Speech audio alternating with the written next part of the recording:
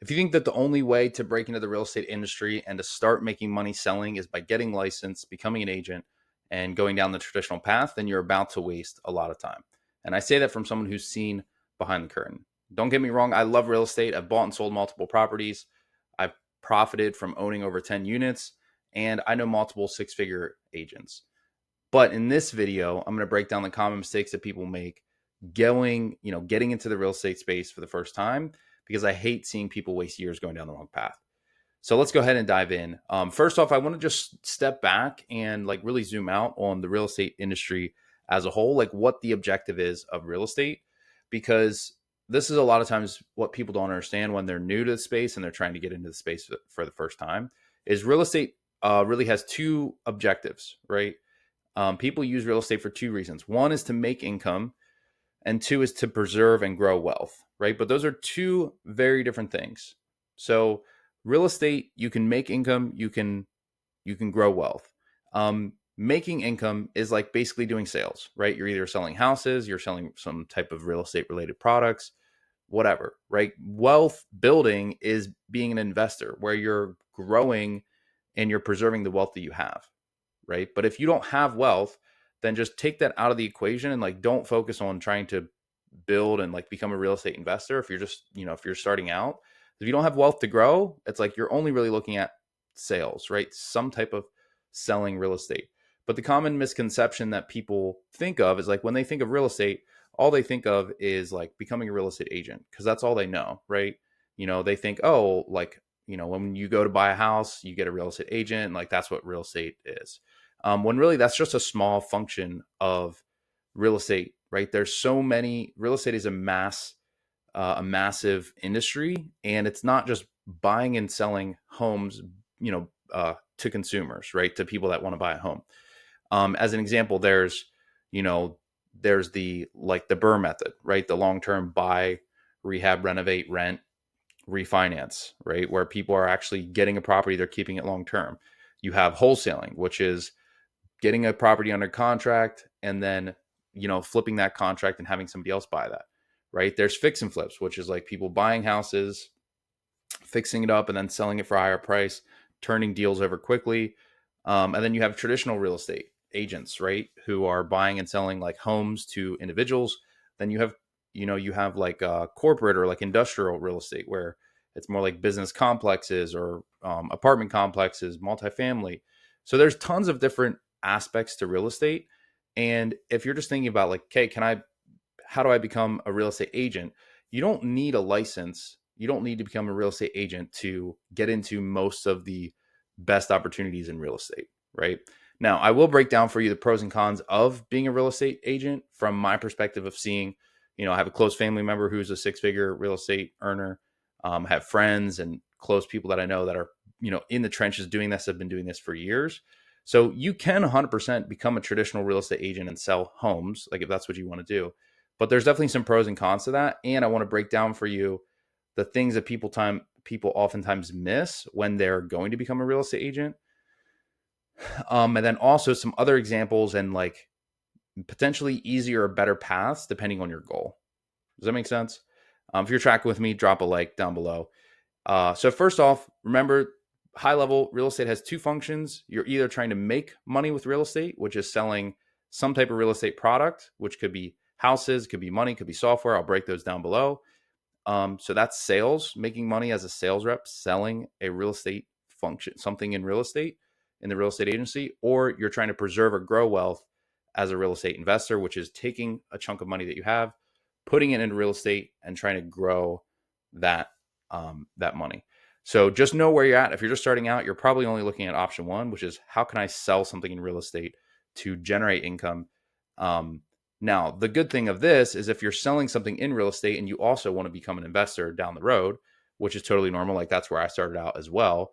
My first goal was like, how do I hit six figures? And then from there, I was like, how do I take that money and invest it and grow in real estate? So that's a good goal because real estate is for sure a great mechanism, a vehicle to grow and preserve wealth. And if you understand the real estate industry or you build skills, connections, relationships in the real estate industry, it'll make it easier for you to become an investor down the line. But that's not necessarily exclusive to being a real estate agent. Like I'm talking about, that's just the one path. So here's some pros and cons of becoming a real estate agent from what I've seen, being close to the action on a lot of deals, and just seeing real estate agents at work. It can for sure be a great avenue. Like, I'm not hating on being a real estate agent by any means. Like I said, I know people that have had a ton of success with it, and it can be a great vehicle, great mechanism. What some of the pros are of real estate? We'll start with the pros of being a traditional real estate agent. Well, obviously, real estate and buying and selling homes is a very common, very established industry, right? People need to buy and sell homes all the time. You're never going to not have homes, right? You're never going to not have homes that are selling. People are always going to want to buy homes. It's a big ticket item, right? It's at least a couple 100,000 typically, and you're getting a percentage on that. So if you're getting a percentage on a big ticket deal, that means your commission is higher. Um, yeah, so I mean, those are kind of some of the pros of being a real estate agent, like, good earning potential, obviously, with it being a big ticket deal. There's like established kind of practices in the industry, etc. And it can be great if you like really love real estate and you want to do it for 20 years, right? If that's your thing and that's what you want to do. Now, what are some of the cons of being a real estate agent? And this is sometimes what people don't think about when they're getting into becoming a real estate agent, is like the cons of it, right? And what kind of things are beneath the surface of like actually being a real estate agent, a traditional real estate agent. Some of the cons of being a real estate agent is like I said, it's a very established industry, which also means there's a ton of competition, right? It's very saturated in the sense of like everybody's a real estate agent, right? Everybody knows, like, I personally know probably 5 real estate agents, maybe 10. And like, if you're just starting out in the space, you're competing against, somebody's best friend being a real estate agent, or their uncle or their brother or whatever. Like, they've had a relationship, they've known someone who's a real estate agent for a long time. So for them to go with you over the person that they've known as a real estate agent for 10 years is like very unlikely, right? So there's high competition and saturation because it's established industry. Like, it's very rooted, and it's kind of hard to differentiate yourself and break into the space. You definitely can, but like, to become a successful 6-figure real estate agent, you really are looking at like 1 to 2 years at a minimum to really establish yourself and build your brand. Um, and in that whole time, it's going to be like, you're going to really be struggling to get that up and running, even just to get your first deal. Because again, you're competing against people who have been real estate agents for 10 years. You're trying to break in, build relationships, etc. And, oh, hey, I already got, John Doe has been my real estate agent for 10 years. Or like, hey, my brother's a real estate agent.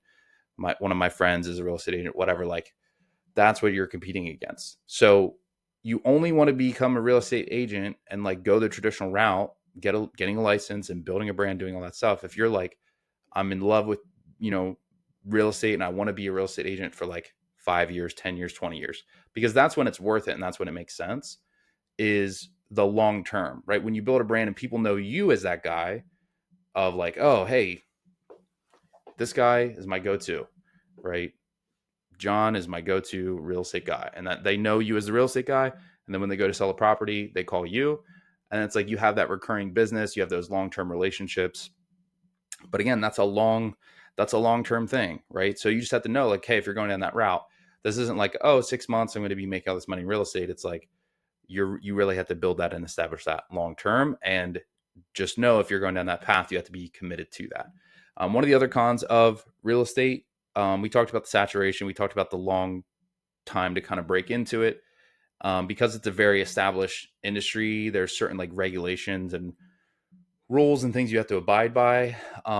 So that makes it a little bit more restricted, in terms of like innovating how you market it and how you approach it, how you sell it. There's certain like rules and guidelines that have been established because it's such of like an old, kind of stabilized industry.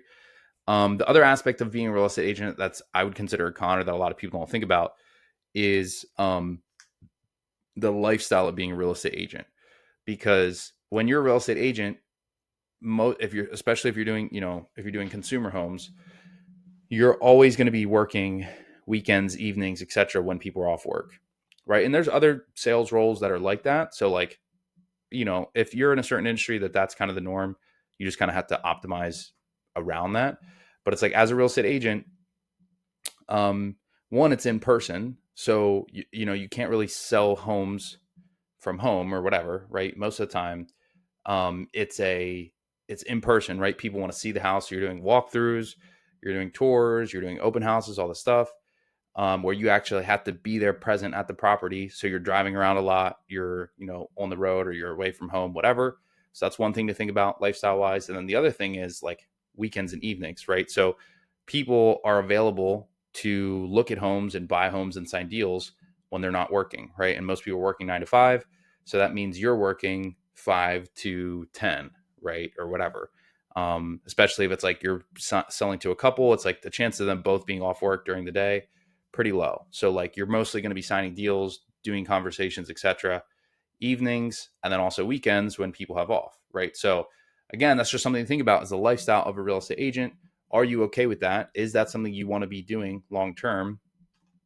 Um, is working weekends and evenings, to be successful in real estate, right? Because like you got to obviously talk to people when they're available. That doesn't mean you can't do some things during the day, but like that's when your prime hours are going to be, and you can't negate that. So those are just a couple things to think about off the top of head, off the top, like as you're thinking about getting into real estate, whether you become a traditional real estate agent, or you look at some of these other options, the pros and cons of traditional real estate agent work.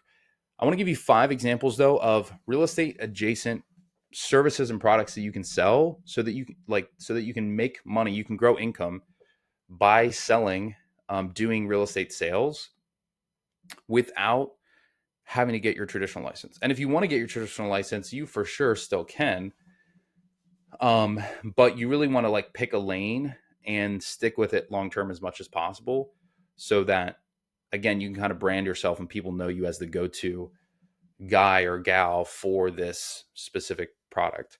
And the bigger thing about getting into the real estate agent industry is about building relationships, connections, and knowledge, not necessarily like whether you have a license or you're a traditional agent or not, because I can go out and do deals, I can buy deals, I can sell deals, I can own deals, because I know agents, I know people that are doing it, I know the game, I can talk to people, I can get things done without a license. Like the license is only required to like legally do the deal between, a consumer and an investor, right? Which you can do off market deals as well without a license. But here's some quick examples of these are just 5 things that you can use to sell in real estate that are not traditional real estate, buying and selling homes, but they're real estate adjacent products and services. So first off is hard money loans and loans in general. So you can basically be the guy who helps people get the money that they need to buy a property, right? So hard money loans are traditionally used for, fix and flips, where somebody wants to buy a property, they want to fix it up and sell it again. Well, a lot of times they're not using their own capital. They're getting a hard money lender who, takes a fee to give them the money for 6 to 12 months. And then once they sell the home, they give the money back. And the real estate, house flipper guy is making money, but also the hard money guy, the lender, is making money as well. And you can basically do that as a sales function, as a sales job, selling hard money without ever having to, have a real estate license or do the traditional stuff. So hard money is one. Marketing services is another one. So you can sell marketing services for real estate agents, for real estate companies. Maybe they need a website design. Maybe they need lead generation, right? They're struggling to close deals. So you can help them generate more leads by, giving them a website design package or like running ads for them or whatever. So marketing services is a real estate product you can sell. CRM or software for real estate teams. So as a real estate agent, you need, or a real estate company in any capacity, you need a CRM to manage. CRM stands for customer relationship management. You need a software to manage those relationships that you have with your customers. Maybe that's sending them out letters in the mail, text, emails, whatever, keeping up to date on people. So you can sell software to real estate teams, investors, agents, etc. Another thing is you can sell insurance in the real estate space. So you can sell insurance to landlords. You can sell, insurance on like real estate companies. So you can sell insurance products to the real estate industry. And then also one that people overlook, which is one of my favorites, is coaching programs and masterminds for real estate agents, real estate investors, people who want to grow and get better at real estate, make more money as an agent or make more money as an investor. There's coaching programs and masterminds that are $5,000, $10,000, $25,000, $100,000. So if you're selling $100,000 in, an investor mastermind and you get a 5% commission or a 10% commission, that could be 5 or 10 grand for every single deal that you close, which is pretty wild. So those are just 5 different examples of things that you can sell in the real estate agent industry that don't require you to have your traditional license. And I just want you to, like, if you're going to go down the real estate path, make sure you think these things through before you start down this route. 100%, like, real estate is a great space. You can make a ton of money in real estate. You can grow a ton of money in real estate, but you have to make sure you have the proper understanding before you go down this path, and make sure you're not falling into like just common misconceptions about this is what it takes to do real estate or whatever. So hope this is valuable. Hope this is helpful. Drop a like or subscribe. Appreciate you guys. We'll see you on the next one.